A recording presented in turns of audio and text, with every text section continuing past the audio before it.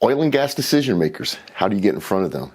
All right, when I got my start 25 years ago in this industry, they were oil and gas decision makers. They were individuals that had budget, that could write a PO or a check and buy from you. And so your goal back then was to get to know them, form a relationship, show value, show how you could help them solve problems, and eventually they would buy from you. Well, the oil and gas companies realized rather quickly that having single decision makers wasn't good for their business, right? Just because Frank plays golf with a sales guy doesn't mean Frank should be buying from the sales guy. And so now they have decision-making teams, both formal and informal.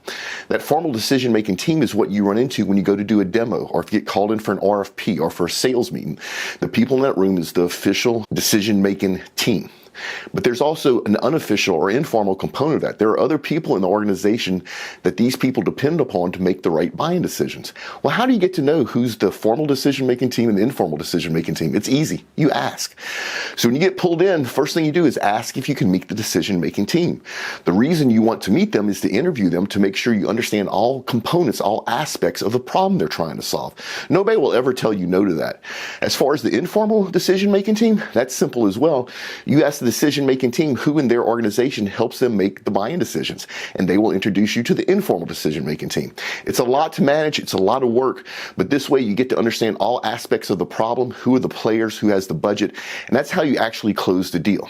Now let's go back to get in front of oil and gas executives. That's really, really hard in 2021.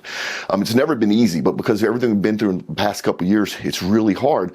Executives are busy, they're running short staff, their time is super valuable, and they don't have time to goof off with salespeople like they used to. They don't have time to play golf, go to the shooting range, go out to dinner, all that sort of stuff.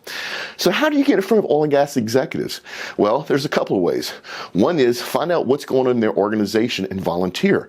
So, and once again, I'm not trying to have you be salesy and sleazy. It needs to be honest and legit where you feel you're doing the right thing. But if you go volunteer for these companies with the charities that they support, you will naturally meet oil and gas executives, and your work and your time goes back to help the planet, right? So that's a great way to meet executives. The other way is using social media, and you can do targeted campaigns, especially on LinkedIn. And if you do your job right and you provide value up front, you can actually form online relationships with executives. It takes some time. Now, there's a third way that we use at MotoPoint that we think works really, really well. It's called an executive roundtable. So imagine that you have some technology product you're trying to sell, and you'd like to talk to every CIO in the oil and gas industry at one time. That sounds impossible, right? No, it's actually not that hard. What you have to do is figure out exactly the role or title, in this case we're talking CIO, that you want in that room. You want to invite 8 to 12 max of them to an intimate event. Typically it's a very nice dinner. And then you as a salesperson bring your team in, and instead of trying to pitch or sell to them, you educate them.